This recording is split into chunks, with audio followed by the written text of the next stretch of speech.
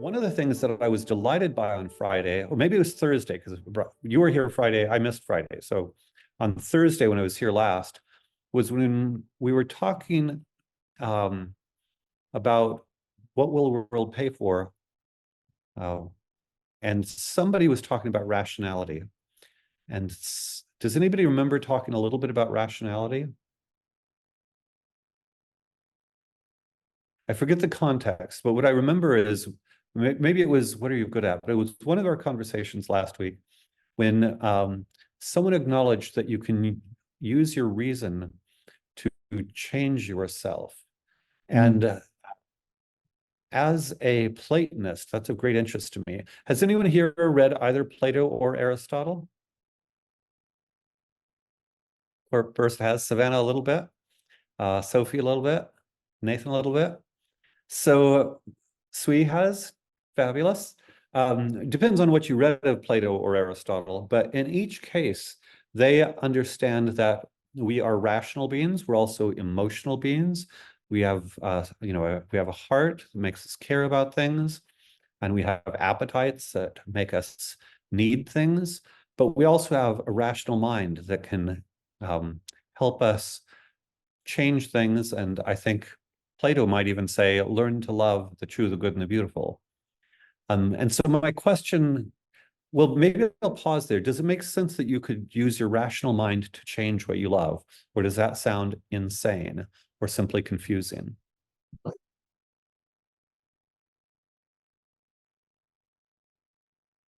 I believe that. I seem to recall putting that idea forth in this class at some point. You may have been the person that brought it forth. I wanted to credit the person, but I couldn't remember. It was? Yeah. Okay, so JJ is our advocate of using rationality to change. Do you want to, was it what we love or was it something else? Well, the way you put it at the beginning, I wasn't sure if this is what you were referring to, but I was saying a while ago that I believe you can change what you love by changing the way you think about things. And thank you, that's helpful. Can you talk about the rationality part of that? Why is that, or might that, or could be a matter of using rationality? Well, it's only helpful in changing what you love if what the change you're trying to make has a rational basis. But if you start thinking about what you currently love and why on a rational basis and what contributes to being happy and having a good life, and you start to realize that these things don't really relate to one another. Loving this is ruining your life, or a little bit ruining your life, maybe. Then you start to love it less because Go ahead. because it's taking away from something else that you love, and you can see that. No, I would say that is a decent, succinct, practical approach to what I would call the Greek psychology of the virtues, and by Greek, ancient Greeks, Plato and Aristotle, where often giving into short-term impulses may be enjoyable right now, but it can lead to unhappiness or bad things down the road. And so one way to think about this is if we think about what will give us satisfaction, happiness, flourishing over the long term, and if we use our minds to help us build a better future for ourselves, sometimes that might mean that we want to change what we love because we realize what we love now is making us happy or miserable later. Sounds like you're nodding with that, JJ. It makes sense to you? Yes. How about for the rest of you? Does it make sense that you could, you're on board with that, Alec? Yeah. Anybody else? Soli, you there? Yeah. Some people, by the way, think that this is outrageous and hate this because there's another perspective, which is emotional authenticity, or if we want to be authentic to our true beings, we like what we like right now, kind of being spontaneous. And so you could say that these crazy people that want to use their rationality to change what they love are being inauthentic and unnatural because the only real thing is how I feel right this second. Does that seem reasonable? Does anybody advocate for that? That your immediate impulse or your spontaneous desire is the only real truth about what you like? No, because there are times where you don't love things that you would most of the time. Like painting. Like painting, for example. You could love painting and do it all the time and really love doing it when you do it. But like say you had one day where you were really tired, you didn't get enough sleep, you felt really drained and you were sick. Now, going over to your canvases and painting is gonna be terrible and you're not gonna like that and you don't want to do it. And that's authentic as it would also be authentic to want to go over there. It's just dependent on the moment. Yeah, I agree. I definitely agree with that. I will say I think where part of that could be coming from is like with it's because it's working with your emotions. And but personally, I think you can kind of separate your emotions out because I don't think you necessarily need to look at your emotions like with a rational mind and lay it out and say, this makes me feel so and so and so.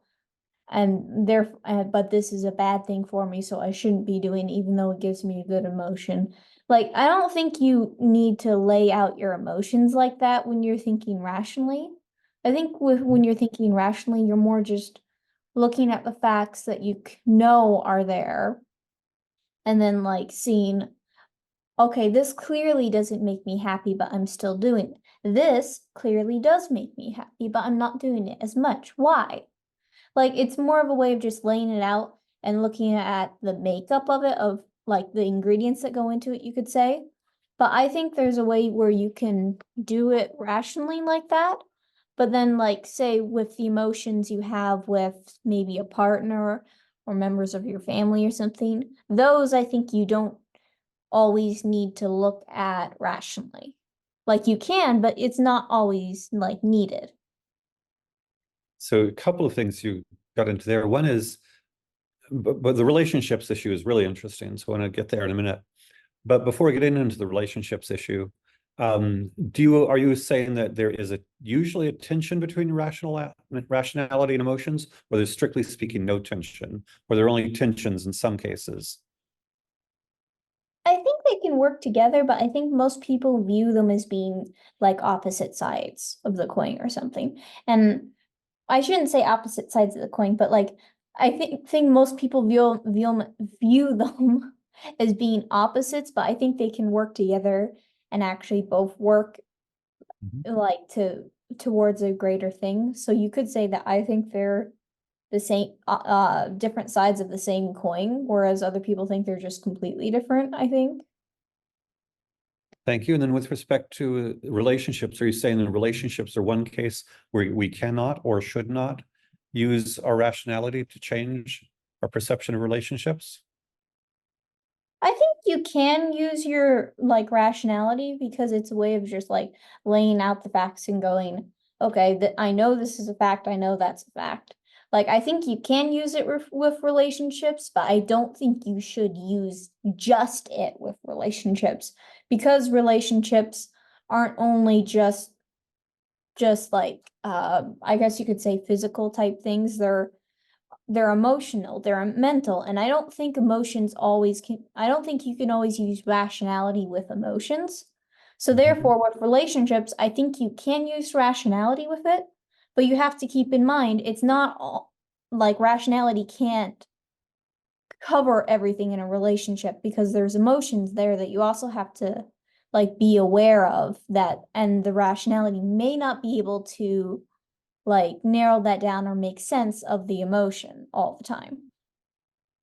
By the way, I think one of the reasons rationality gets a bad rap when we're talking about these sorts of things is when some people believe people use rationality to ignore or neglect or dismiss their emotions.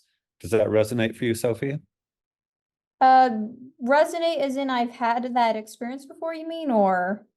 Or at least just sounds right. I mean, yeah, I'd say then that it resonates because that's kind of what I'm trying to get at is like, if you only go by your emotions, then you're not getting the full picture. If you only go by the rationality, you're not getting the full picture. You need to do both to get the full picture with a relationship.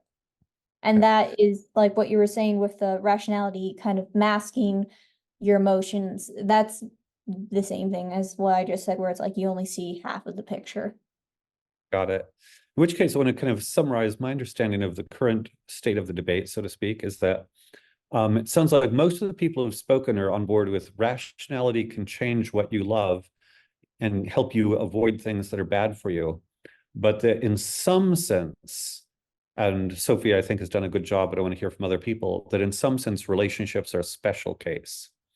So 2 points of that. Except for relationships, would everybody say that rationality can help you change what you love towards things that are better for you? Or does anybody think no way? I think so. Okay. I think, Yeah. I And think if somebody, go ahead. I think that relationships should have a little more rationality if you're deciding on them. Like, when you're choosing a partner or a friend, I think that there's a point to where you need to be rational and not just emotional, because you might want to consider, is this person a good person? Is this person the kind of people I want to have around me? Do they treat others well?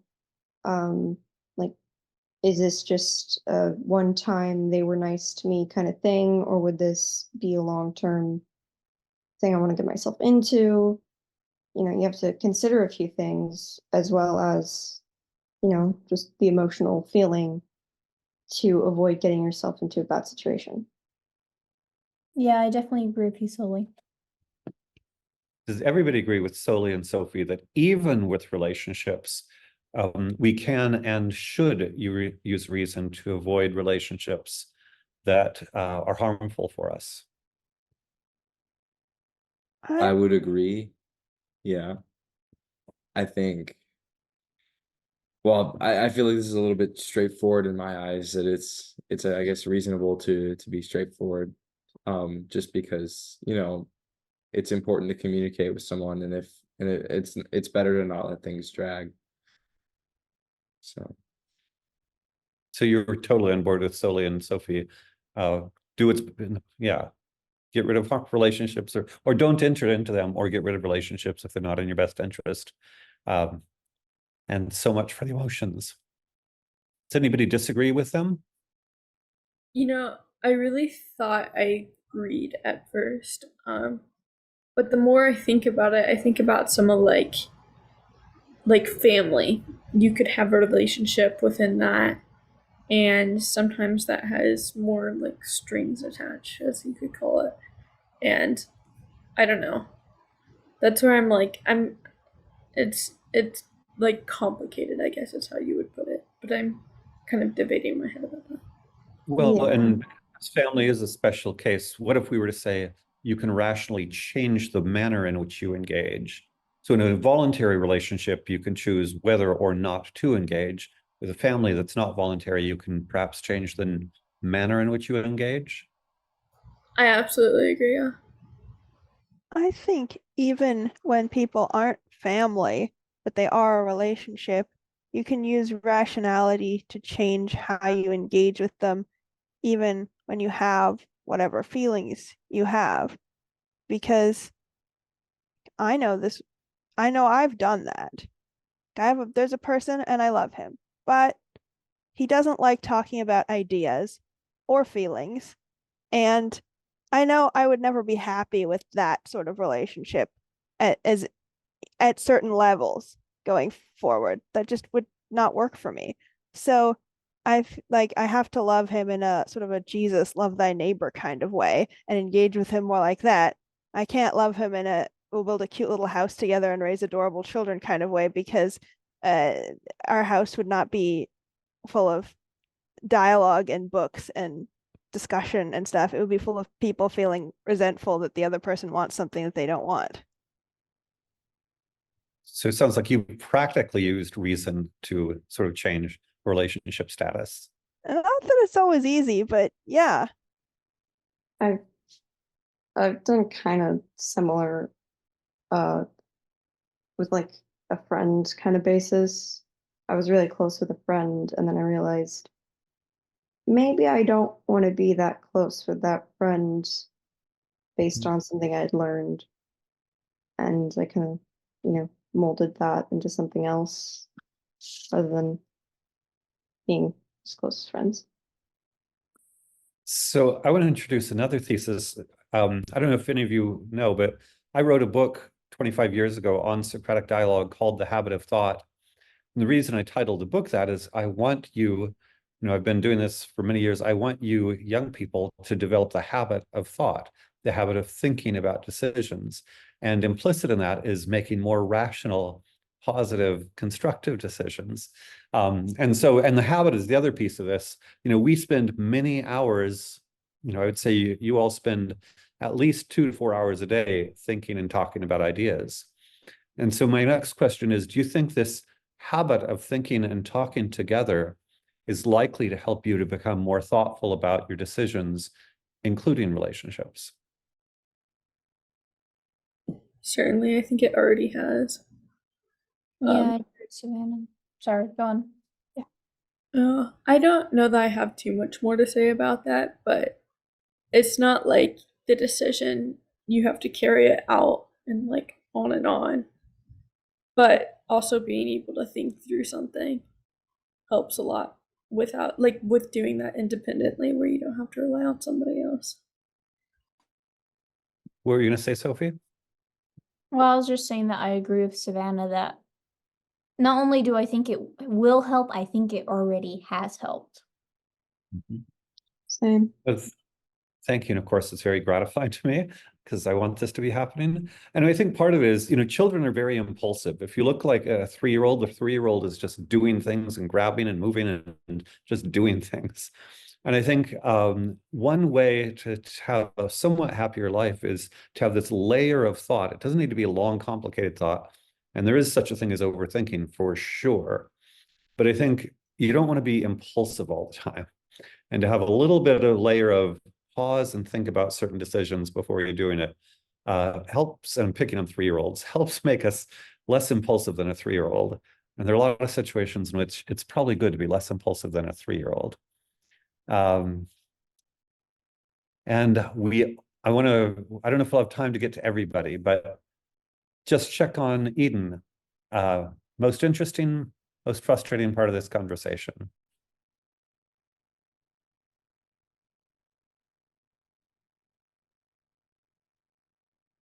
You muted. Sorry. Keep forgetting the thing is,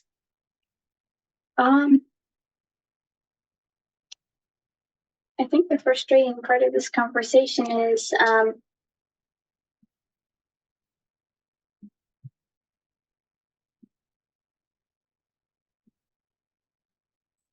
oh dear,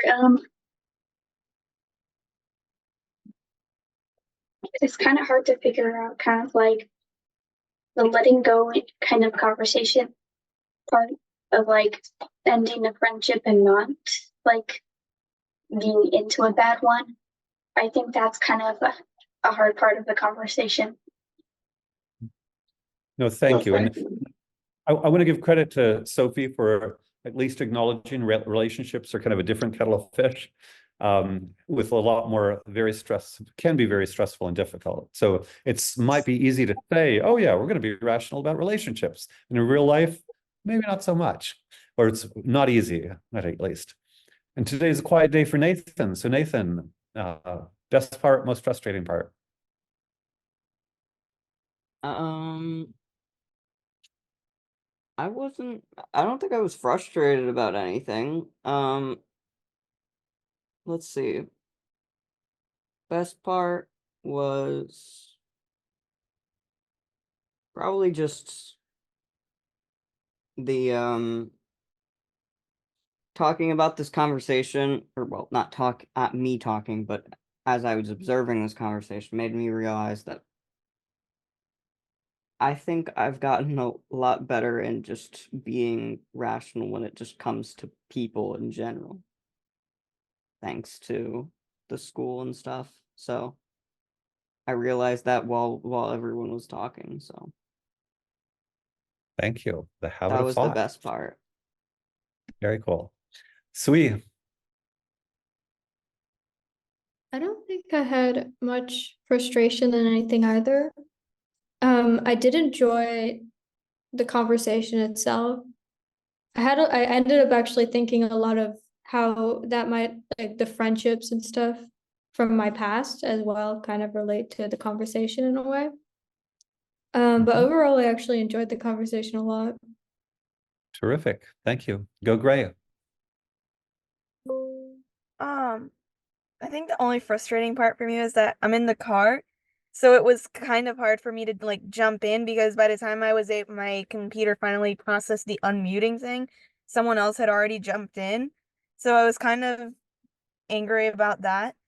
But I liked I liked thinking about the how rationality can help in relationships because I think that has helped me a lot in a couple of relationships that I've been in, like some pretty toxic people who I thought were really good friends of mine and ended up not being so great. I kind of used some rational thinking to distance myself away from them a little more, and then they finally just cut things off.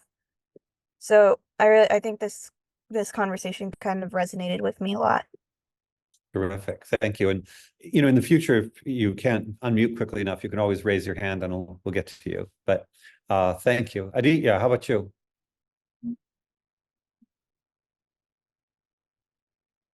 Yeah, I didn't find anything particularly frustrating. It wasn't the most uh not the most interesting topic we've had so far for me, but it was still, it was interesting to listen to different people's experiences, in actual relationship with kind of the concepts in the conversation. It's interesting. Yeah. Well, thank you. Just you don't have to answer now, but insofar as you talked about kind of cult-like situations, I would also hope that having the habit of thinking would reduce the propensity to become involved in cult-like situations. Does that resonate for you? Yes, I think that's absolutely true. Yeah. Cool. Lemon, how about you? I was pretty like even over the whole conversation. Nothing really like upset me or made me extremely like overjoyed. Because I do agree with like all the rationality and things. And I was like pondering over like relationships and stuff because I do agree with a lot of what was been said. And I think the most frustrating is just my laptop ever since I moved has been like really mean to me with Zoom and like audio keeps cutting out. So I like miss a bunch of the conversation and it's very frustrating, especially when I'm trying to listen. But I think that's really it. Sorry about that. And by the way, Lemon and her family recently moved to Austin. I'm going to have a barbecue with your dad one of these days, Lemon, and I expect someday I'll meet you in person. So welcome to Austin. Alejandro, how about you? I think where we go. I think rationality definitely is something I've been thinking about like recently because with what I'm doing like with observing a lot of things I'm like learning and even trying to observe like a lot more things. So that's something I've been observing a lot recently. Like what are the friendships that I have? How do they affect me? What are the type of people I'm surrounding myself around? So I guess it was just kind of interesting that most of the things that have been going on in the class recently have been things that I've been noticing. Excellent. I would also say that my understanding is you're very motivated kind of with your business. Would you say that you're rational with respect to achieving business goals and improving yourself so you could achieve business goals more effectively? I'd say so, yes. Yeah, there's a whole thing called economic rationality, and I'll let Bert talk about that in PPE, but a big thing. Silas, you did say one word, but we'll get more words from you. So best and most frustrating? Yeah, so I didn't find anything frustrating, but deeply interesting. That's why I kind of wasn't talking. I was just mostly thinking the whole time, and really it really resonated with me. And I was mostly thinking about, like, I agree that you have to use reasoning with relationships, but just on what level and how do you kind of balance that? I've been like kind of wrestling with that idea for the past 10 minutes or so. I really appreciate that. I realize from doing this, often the quietest people are sometimes thinking most intensely, and that totally makes sense. And this is a non-trivial issue, to say the least. Valid, best thing, most frustrating thing for you? Like most people said, there wasn't anything frustrating. But I did like the fact that we were talking about rationable stuff. And I think with the relationships part, I have seen that in a few of my friends from my old school. And I can definitely see like how rationals can help you decide like whether that person's going to be a good friend or probably kind of iffy in the future. Thank you. And Anissa, we missed you most of the class, but you got a little bit of it. We're talking about, can you use rationality to change what you love, including the hardest case being relationships. Any thoughts from what you did here? To be honest, I didn't hear much. My internet was going in and out, but yeah, I I don't know. I don't want to keep anyone rating. Okay, no problem. Good to have you here even for 10 minutes. Thanks to everybody, and until next time, be well. See you tomorrow. Bye, thank you.